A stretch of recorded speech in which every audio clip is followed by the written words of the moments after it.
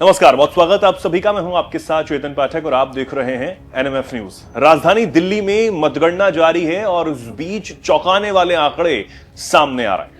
रुझानों के हिसाब से या कहें शुरुआती जो चीजें चल रही हैं उसके हिसाब से आम आदमी पार्टी पिछड़ती हुई नजर आ रही है और भाजपा एक बड़ी जीत की तरफ बढ़ती हुई नजर आ रही है। कई चौंकाने वाली आंकड़े जो हैं वो उन सीटों से भी सामने आ रहे हैं जिन पर सभी की नजर बनी हुई थी, चाहे वो मुस्तफाबाद सीट हो, नई दिल्ली सीट हो या फिर कालकाजी विधानसभा सीट हो। यहां से भी जो भी चीजें हैं फिलहाल तो चेंज होती हुई नजर आ रही हैं, लेकिन अभी भी सबकी निगाहें इन सीटों पर हैं। क्या होगा ये पता चलेगा, लेकिन इस बीच अरविंद केजरीवाल के गुरु और जब से उनकी राजनीति में एंट्री हुई थी उससे पहले उस आंदोलन में उनके साथी रहे अन्ना हजारे की प्रतिक्रिया इन चुनावी परिणामों पर, जो शुरुआती परिणाम सामने आ रहे हैं उन पर सामने आई है। महाराष्ट्र के सामाजिक कार्यकर्ता भी हैं अन्ना हजारे। उन्होंने अरविंद केजरीवाल पर कहा कि मैं उन्हें बार बार समझाता रहा। शराब नीति को लेकर उन्होंने साफ तौर पर एक प्रतिक्रिया दी है। क्या कुछ कहा है, जल्दी से वो सुनिए। मैं पहले से बताता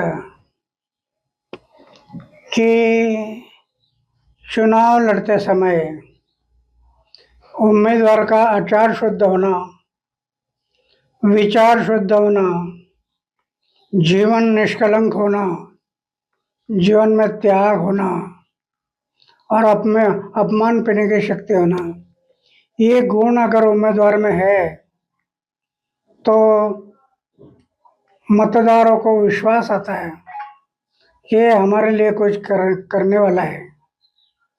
मैं बार बार बताते गया, लेकिन उनके दिमाग में नहीं आया और आखिर शराब के बारे में उन्होंने एक मुद्दा उठाया कि शराब की दुकान, उसमें शराब की बात क्यों आ गई? पैसा, धन और दौलत इसमें बह गया है और इसके कारण, ये शराब के कारण वो बदनाम हो गया है। तो सुना आपने, अन्ना हजारे ने साफ तौर पर कहा कि शराब जो है वो कहीं ना कहीं दिक्कत उसने पैदा की है, शराब जो नीति रही। और अब ये तमाम ऐसी प्रतिक्रियाएं सामने आ रही हैं। बीजेपी जो है वो अलग प्रतिक्रियाएं दे रही है, उसके अलग मुद्दे रहे, अलग दावे रहे। इधर दिल्ली की जनता के मन में क्या है वो धीरे धीरे अब सामने आता चला जा रहा है। इस पर आप क्या कुछ कहेंगे, आप क्या कुछ कहना चाहते हैं, क्या कुछ सोचते हैं, कमेंट सेक्शन में जरूर लिखें और देखते रहें एनएमएफ न्यूज।